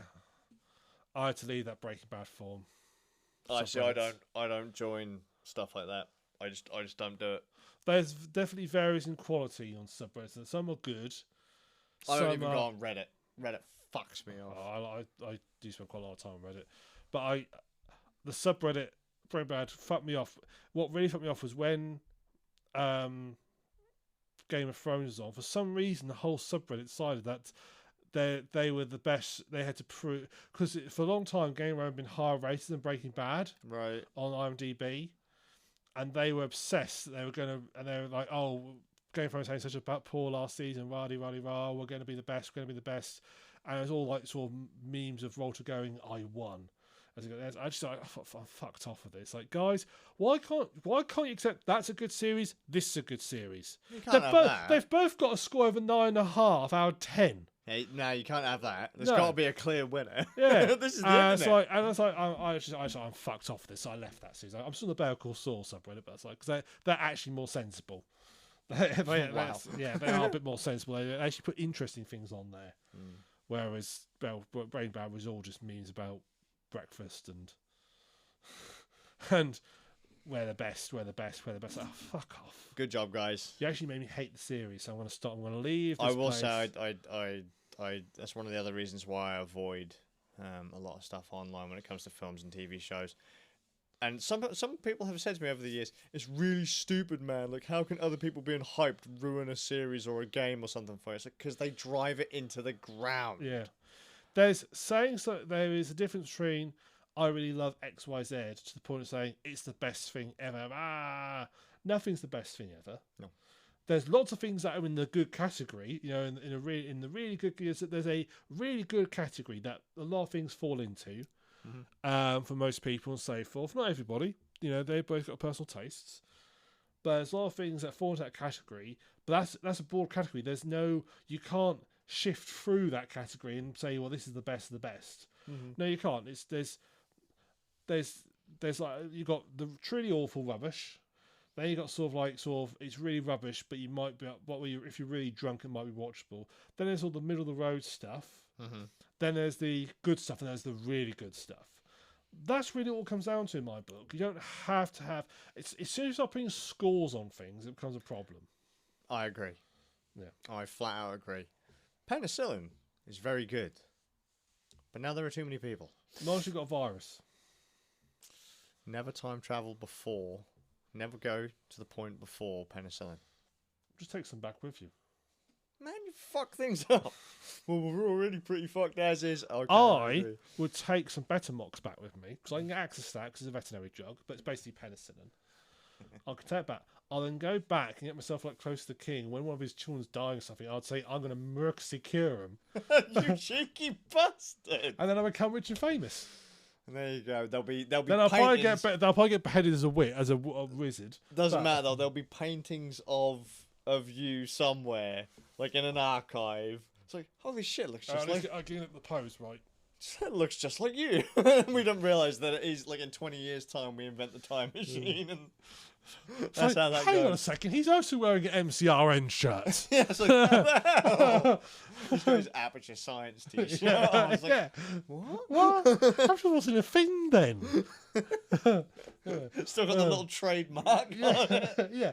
Copyright, still says, for some reason, it still says copyright Valve 2006. And look, they actually put the detail in because you were such a well-loved man that was so hardcore on his details. So this is the ancient sort of apothecary Gordon Freeman. Who saved the king's children and it turns out that's where Half-Life and Portal come from. They're like, we close... like that guy. Yeah, I have got a Gordon Freeman look to me. He's just like, he goes back in time and he pulls a crowbar out of the time machine. Yeah. Single-handedly defeats an entire army of boxers with a crowbar. Oh dear. Yeah. There you go. Good times.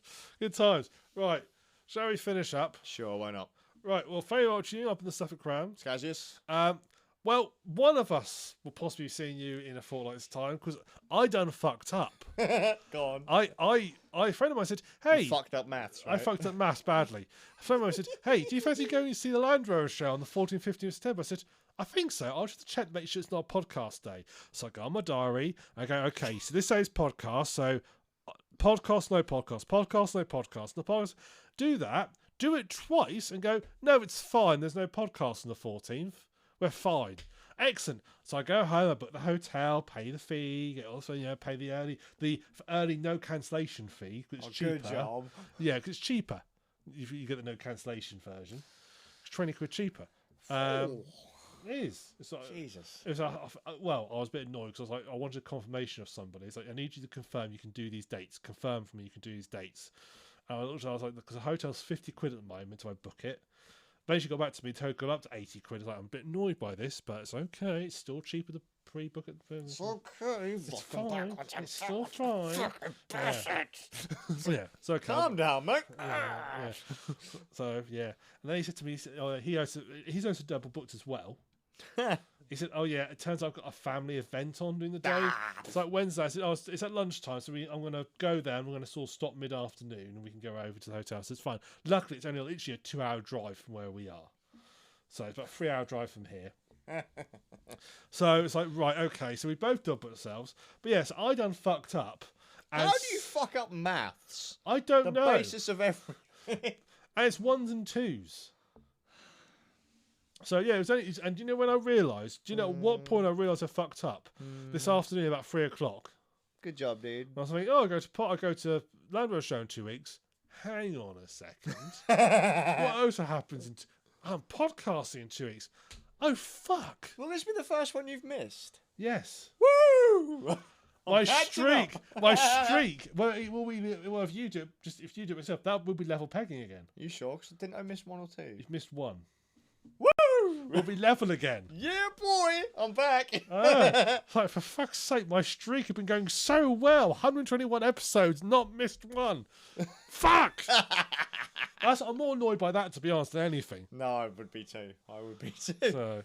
Kind of like my YouTube channel. I've been running it for 9 years. Yeah. 9, nearly 10 years, and they fucked it up. That's like a thing where it's just Skype in from my phone. I can Skype in for like 10 minutes. It's like random phone call, loudspeaker, and via microphone. Yeah, you can hear me and a drunk farmer in the pub. Yeah. Yeah. Ooh-ah. Ooh-ah, we're looking at Land Rovers. Oh dear. I'm still trying to work out how to justify as a business expense at the moment. Fuck's sake. Soon. One day. One day. Well, I can clear it back then, you see. One day. One day we shall come back. If I get my YouTube channel back, then you can claim it as an expense. There you go. I'm claiming it anyway. Don't care what your YouTube channel is. Oh yeah. So anyway, so there will be, all being well, there'll be a podcast on the 14th. It may be a one-man show. I think it'll be our first one-man show as well for us. Anyway, yeah. But there will be something. I'll have to get the pet rock Mittelmeister out. Yeah. And I'll get like a ram. I'll bring your sheep or something round. Yeah, just like trying to point the camera at it. An actual sheep. If you think I'm going to be a cheap toy, no, I'll be an actual sheep. Oh, I've got the perfect thing. I got as a joke gift once. I got bought a Shaun the Sheep that you can plug an iPod into. And it's quite good because you plug the iPod, and basically it's got a pair of headphones on, and the sort of music plays through the headphones. And what we did once, I actually made helped Mother do a fantastic church service because it was doing a parable about the shepherd finding the lost sheep. Yeah. So what I did was I went on some sound library and I found a load of files of lambs barring. Oh God. Edited them all together into like a 2-minute long sequence. Actually, I did it 5 minutes just in case. Put it on a memory stick to play through these headphones. So literally, and then sort of tucked it in. So when she sort of said they had to go looking for the lost lamb, I was going to send all the children to the lamb. My father could hit play on the iPad and have the sheep and it'd be sat there barring in the corner somewhere. But I get that, and then if you plug the Skype phone onto the Shaun the Sheep could sit here and you could hear my voice coming out of him. We have a plan. Your plan is you're going to go get shit-faced at a convention. That is the more likely thing to happen. You'll get, if I do ring and say, you'll be too drunk to operate a phone. You'd be surprised what I can do when I'm drunk. Combines, tractors, they're all basically the phones, all basically the same. It's all the same. It's all a matter of scale. I just imagine you getting really pissed up whilst you're down at the farm, and all of a sudden you're trying to, you're running across the field with your phone out in front of you. Yeah. Look at that, mate. Oh, I've got to back up. It's like, beep, what's he doing with his phone in his hand? beep, It's like, don't beep. worry. He thinks he's in the combine. Oh dear. I did once on my phone. I download a augmented reality game, right? And it's a bit like in Watch Dogs where he plays those games where like sort of the monsters appear and he's sort of like bouncing around, shooting things around. Oh, sure. Yeah, it's like that. You basically download it and it just looks at your surroundings. It puts zombies and everything in the surroundings for you. So I just sat there, just trying for fun, just trying. I'm just in the yard, just going. Oh dear. Just spinning around in the farmyard. Just imagine you're driving your combine. Yeah. You got your AR app on your goggles. Normally when they do combines, they do up and down, they do circuits and work their way inwards. This feels just an Look at this fucking mess. bizarre crop circle. Yeah. Oh dear. Yeah, so something will be happening in 2 weeks' time, so I look forward to seeing you then. I'll be seeing you. Hey. We're So, doomed. For me, the SuffolkRam. Skazzs. See you later. I'll see you all in 2 weeks. I'm doomed.